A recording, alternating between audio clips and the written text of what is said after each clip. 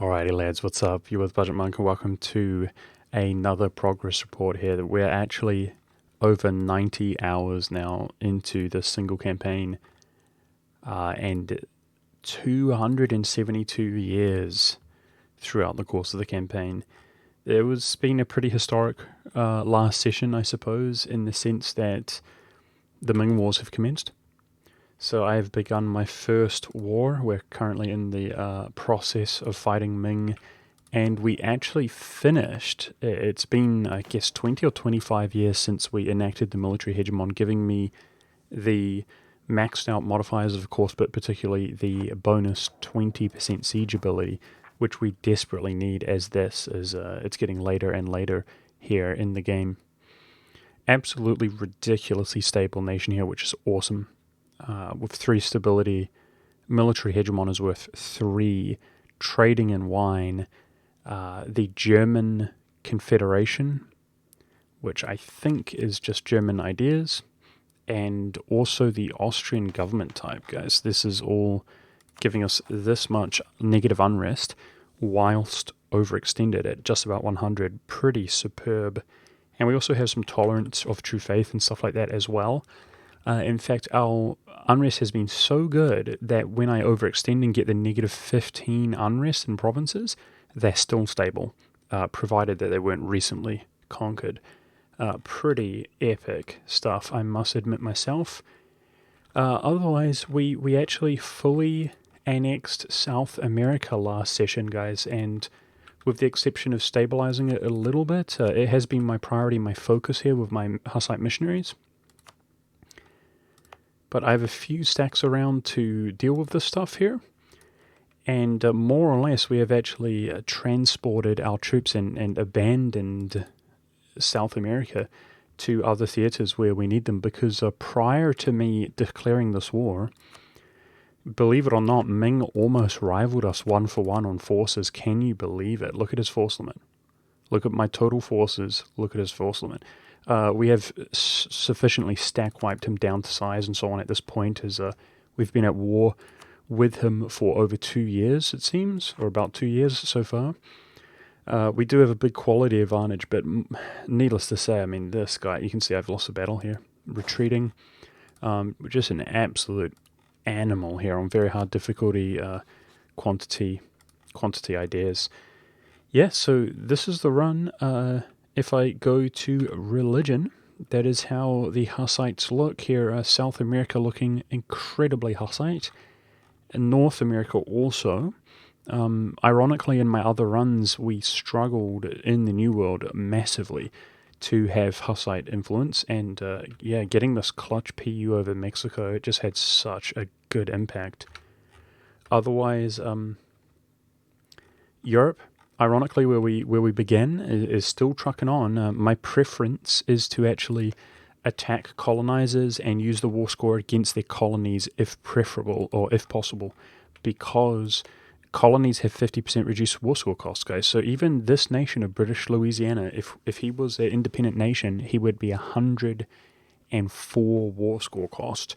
So we basically annexed their land, and I was able to full annex Brazil, who, rest assured, he would have been easily. He would have been one of the greatest powers in the world, but also Western unit type, guys. So much more preferable to do it this way, but regrettably it takes many, many, many, many wars to eat Great Britain, and they're still legitimately, because we're getting later in the game, one of the greatest powers in that sense, because my plan is to do our next war here against Britain. It's actually coming up next year, and I'm going to overextend into him and then full annex this with the rest of our war score, where they're going to attack Canada to truce reset, to white peace him, and then 5 years later we should be able to pull it off, the full annexation, genuinely. Sharing the overextension, but then also provinces which do not cause overextension because they didn't exist in the beginning of the game, each time we attack him. Otherwise, that will be the death of Canada, who we enforced religion on, by the way, with the intention to spread Hussite, but it had, well, mixed results. There is actually, let's say that Britain is one nation but two wars, these three tags. There's Canada will die in the process of tag resetting, and there's only two other tags in America which are both allied and can be dealt with simultaneously. And when I say America, I mean the entire New World, not just North America. So New World is doing really well. Actually, Africa has a totality of two tags if we go to diplomacy. These are all my subjects. And Spain, I suppose, of course, with European origins, this is his capital, but he is sort of really based out of Africa at this stage. We could call him an African. And this is the only other African in the world here. So Africa looking pretty good in that sense. Of course, Europe as well. It's just Britain. These guys are technically in Europe as well. And I've been trying to use them.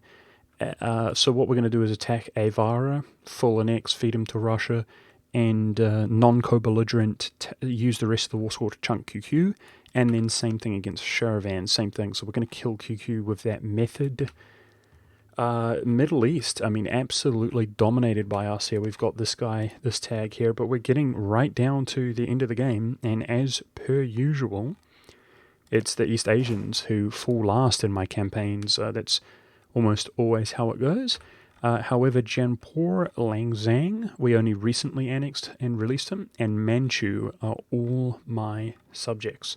So the idea with Ming is to 100% overextend on the coastline, which we can core, and then feed Langzang. He's got two cores here, as well as a little bit for him to core up himself, and to feed Manchu, who has quite some cores here, as well as a little bit for him to core up himself.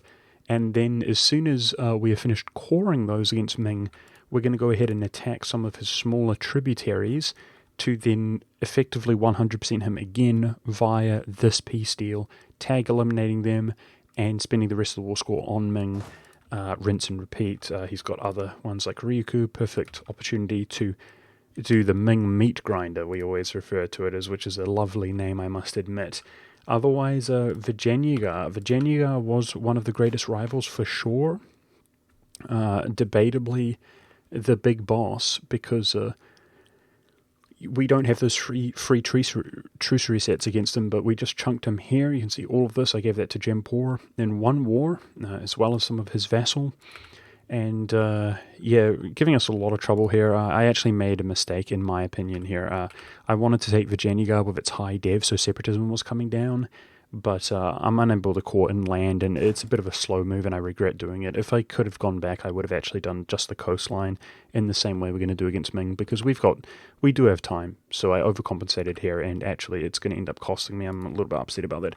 I'm not going to allow it to cost me for time, but what I'm going to do is basically go over 100 overextension, which is very unpleasant. Otherwise, in terms of the religious game, you can see, obviously, absolutely dominant here. All of my subjects, I think with the exception of Langzang, have officially been enforced on.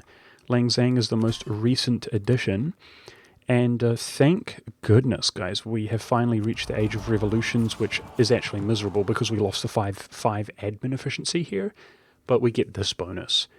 So my subjects are absolutely massive. And with their development combined with the enforced religion on heathen, 100% liberty desire, they're all mad, they're all allied to each other, etc. And with the sheer amount of them, we keep pumping our prestige into them. The strategy for people who aren't able to follow along is I pump fortresses into their country and then take their trade power, so they accumulate debt, and then we can pay that off for liberty desire. This is how I've been enforcing religion, and ultimately we're going to acquire, be able to incorporate them into the country despite them all having liberty desire and all allying each other. A bit of a mess. But this makes a big difference. As you can see, if we go to liberty desire, we are used to having 100 clear across the board here. But even with transfer trade power, you can see basically these guys went from 100 to happy. Absolutely amazing. And many of these guys are not actually as... Anyway, it did seem like potentially a sort of bottleneck, oversight, scary aspect. And if I wish to, I could go ahead and enforce on Langzang at this very moment by doing one more placate. So I did want to show you the state of our subjects here. They're all Hussite to demonstrate this. Look at that. 6 missionaries myself here. And of course we can see, so this page is 12 missionaries, guys. And if I scroll one time, that's 13, 14, 15.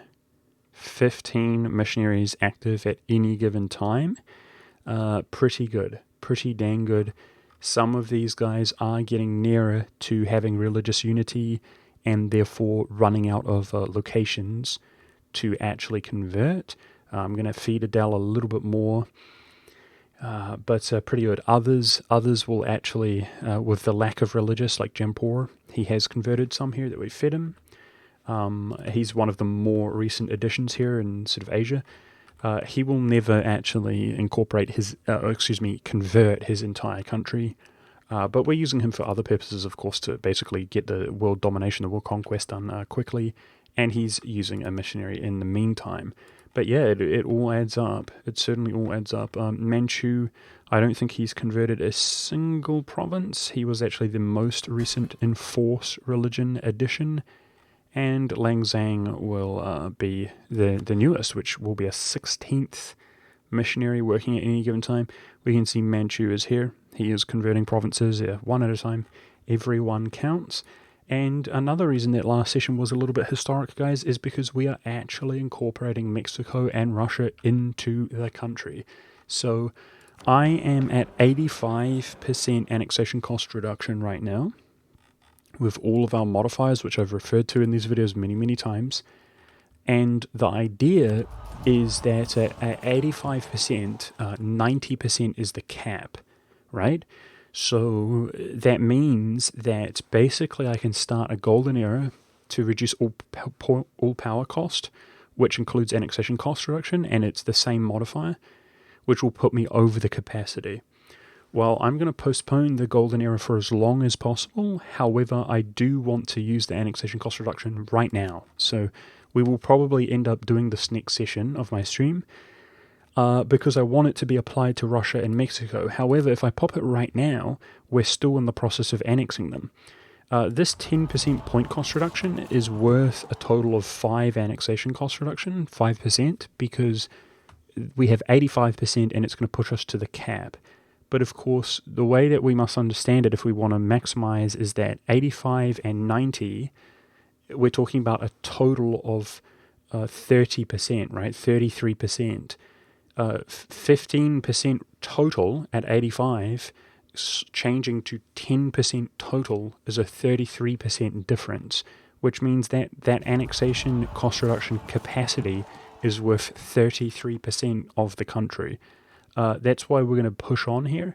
And we've done a little bit of a calculation, and it's going to take 8 years, I believe. 8 years. Now, unfortunately, the way that PUs work is if they get a single occupation, they stop progressing. A single occupation of any kind. So you can see that Russia here is, we actually began annexing him at the same time when we were at peace, and he's barely progressed at all because Ming and Yarkand, who hired some condos, has been sort of getting occupations here and there. But it is aggravating. But anyway, it's going to take about 8 years, and we're going to incorporate both of those guys into our country. Now, we will miss their missionaries. Mexico is another 8 years of doing one at a time here. And Russia, we've actually already experienced the situation where Russia has converted every single province we've given him. And then we're under pressure to give him more if we want him to convert. And we have done just that. But he converts 2 at a time. So that's a total of 3 missionaries that we will miss. But it's how it goes, guys. It has to come to an end. And the point I'm ranting about this is because now with this Liberty Desire reduction, we're going to do some of our first round of annexing our actual vassals as well. After we've done enforcing religions, I'm won over my relations now as of a few years with the release of Langzang. And that's not like me, right, guys? Scoff. Yeah, so we went for a long, nice period here of being under our relation slots, but I went over my relation slots this campaign in the early game probably more than I ever have in my life. I think at one point we were like 9 over our relations or something genuinely. It was just disgusting. But yeah, as soon as Mexico and Russia in the country, we will be perfectly efficient once again. And I'm thinking Adele, Kazambi, Katsana, and Mali are going to be incorporated also in about 8 years. Yes, indeed. So I think that's pretty sufficient for an update, guys. This is what the coalition looks like. We've done a good job preventing the coalition from hindering our progress this campaign. Working with it, and we even got to a kind of point, a terminal velocity type of situation where the coalition did not form. But here we are. We have found ourselves where it's back again, due to us being at war with Ming and upsetting even Buddhists here and so on. But I'm hoping, that we can overcome this nicely, and then that's that. Basically, if we can get a big war off against nations like Bengal and Yarkand, it's basically done, right? The world is ours. I did want to say, guys, that I've been a little bit inactive and stuff like that. I had some IRL stuff rearing its ugly head, and including even PC issues. But I did decide to actually, I have already purchased another PC, and I'm hoping to ultimately have the kind of dream dual PC setup for my streams and so on, which can be quite a lot to actually set up and manage. But hopefully that's going to happen. Anyway, I apologize for my inactivity, and I apologize if you feel like there's been a long time since an update, and that this is a bit later on here. We've jumped through a long period of time, but rest assured that I'm back, guys, and I'm grinding it back out. So I'm going to be live just about every day. I take 1 or 2 days off per week, and I hope to see you guys there if you can make it. And there's almost, guys, we're going to be able to say that there is sub 100 years remaining in the game. So before we leave it here, let's take a look at our culture, which of course is the one hardest and ultimate variable here, looking really nice and big. We have started doing some of the conversions around here, which they're essentially free, converting some of the New World. I even started coring some of these provinces which have 0 overextension for the first time.